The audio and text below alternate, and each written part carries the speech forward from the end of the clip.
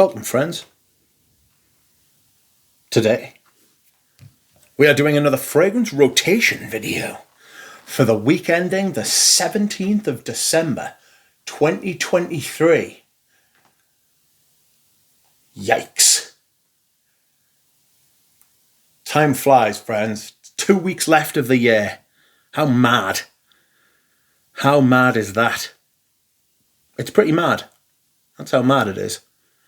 And this week I have had, by the looks of it, a pretty sweet week. And sweet as in the smell of sweet stuff, including my scent of the day, which I have just applied now. So, probably a good idea if we started at the beginning, wouldn't you say? And on Monday, I wore an absolute classic. And this is Balenciaga Pour Homme. Not really much more I can say about this, to be honest with you, but it is one of my favourite perfumes, so you can expect not only to see it today, but in further videos going forward on the channel. It is amazing. Cinnamon, patchouli, sandalwood, oak moss, amber. I get some kind of plummy thing, which is like, I think it's from the patchouli actually. It's a little bit sweet. It's absolutely nuclear. One of the more difficult vintage fragrances to find, and certainly one of the better ones. The quality is undeniable. Apparently, this is one of, according to Michael Edwards, this is one of the earliest, if not the earliest, use of oud in a Western perfume. Not sure I get that, but maybe, I don't know. I mean, he's probably forgotten more about perfume than I'll ever know, so excuse me whilst I hydrate. There we have it. More investigations, more inquiries must be made to find out. Okay, Tuesday I decided to wear one of my new favourites, and I actually did an unboxing video on this week, and this is Melt My Heart by Strangelove. I managed to pick up a 100ml bottle for 1/3 the price of retail, which is a massive saving. So I'm pretty happy about that. I love this stuff. I've said before, this is what indie perfumers think they're making when they use huge amounts of naturals and high quality ingredients and things like that. This is what they believe in their mind and heart that they're making, but they're not, because this was made by Christophe Ludemiel, and it shows. It is absolutely beautiful. Chocolate, iris, musk, oud, sage, sandalwood.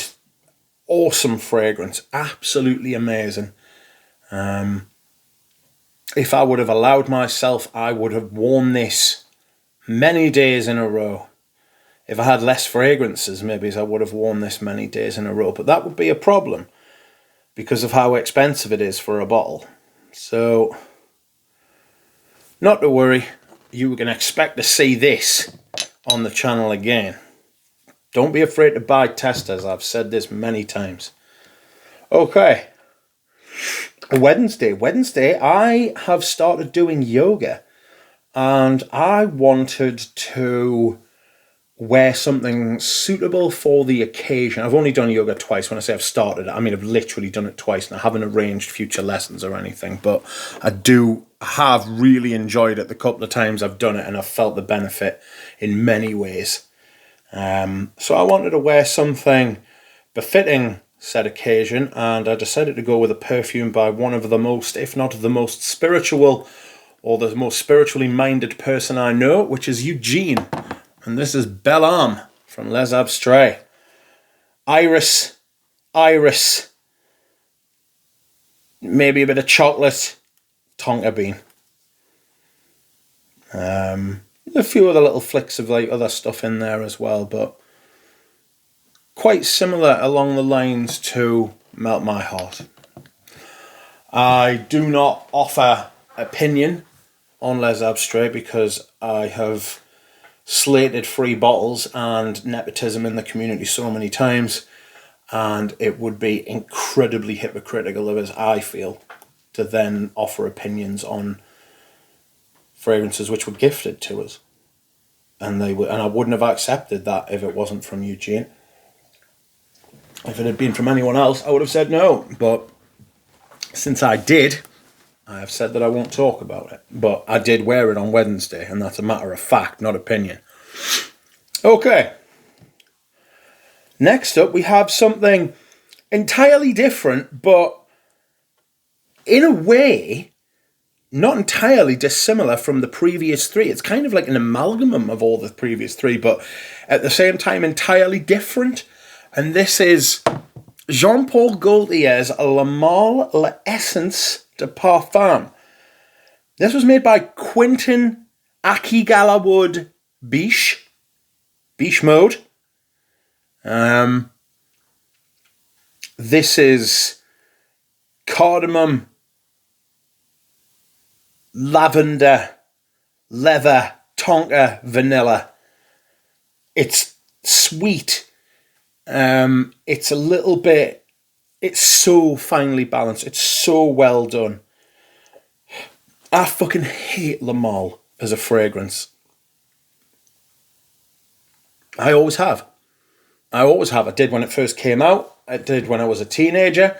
And I still do to this day. It's got like a chalky kind of feel to me. I really dislike it. But this flanker is immense, and the prices on it are absolutely fucking scandalous. The second hand, I bought, put it like this, right? I love this so much. I bought this at retail. Madness. I do not recommend buying designers at retail. I remember when Robes said that before, and it made this, that was years ago that he said it, and I was just like, yeah, that's a really good point. Why would you buy designers at retail? You can buy them on fucking discounters. I mean, it's harder to now, but I imagine when this first hit discounters, it was going for like 50, 60 quid. This is a 125ml bottle, I believe. Yes, it is, thank God. And you can see how much I've used. I rate this really highly. It is my guilty pleasure. This has no right being here, and yet there it is, proudly. And I love it. I really love it. And so that was what I wore on Thursday. On Friday, I was unprepared to wear this. My next fragrance, did I make a mistake? Do I regret wearing it? I struggled. I struggled with it. I struggled hard with it on Friday, actually. And this is Rien by Etal Libre d'Orange. This is a perfume you need to mentally prepare for. It smells like I remember Christo describing it as taking some bandages soaked in ointment, some used bandages soaked in ointment, putting them on a fire and just inhaling the fucking smoke, like standing over it. And that is what it's like. And it's big. It's big. It's powerful. It's potent. It's overbearing unless you're ready for it. And I wasn't ready for it. I was not ready for it at all. A silly mistake. Crazy stuff. Crazy fucking stuff. Incense, saffron, leather, just vetiver, all sorts of madness going on. I think that when you put in leather and vetiver into a perfume like Lone Star Memories or Gucci Guilty Absolute or Rien, you get this kind of weird, smoky madness, like a fire kind of smell. And that's what this smells like. It smells like flames. It's crazy. There's a massive heat to it. It dries down to like a creamy amber, but still with this kind of primal scream about it. You know? Like taking bandages off a burns victim. It's an outrageous perfume. It's brilliant, but I wasn't mentally prepared. I probably wasn't cold enough to wear it. I could not imagine wearing that in the summer. You'd be brought up upon to the fucking Hague if you wore that in summer, because you would kill thousands. You know? An absolute fucking outrage. Okay. Yesterday I wore another classic. An absolute classic. And this is Amen. Or more precisely, Angel Men. This is the original formulation of Angel Men. It is from the 90s. It's on the inside. It says Thierry Mugler on the bottom. It says Angel Men on it. It's so potent. This is at least 25 years old, this bottle, at least, and it's massive. And it doesn't smell like it's degraded at all. It's an amazing perfume, and I absolutely love it. Lavender, mint, caramel, patchouli, benzoin, tonka bean, tar, coffee, all sorts of shit going on in there. It's amazing. It got reformulated by L'Oreal, I believe, when they rebranded to Mugler, and they're just fucking... It's discontinued now, it's gone, which is a crying shame. But this is the perfume that launched 1,000 flankers. I mean, not as many as Le Male, but quite a few. Anywho,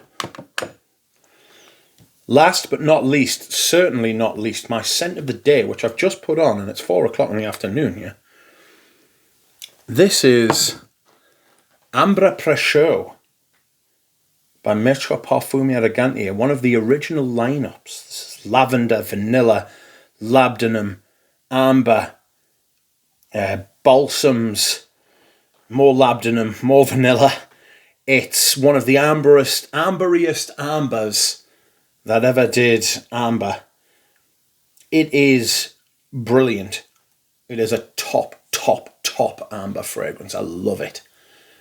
A traditional, what used to be called the Oriental style.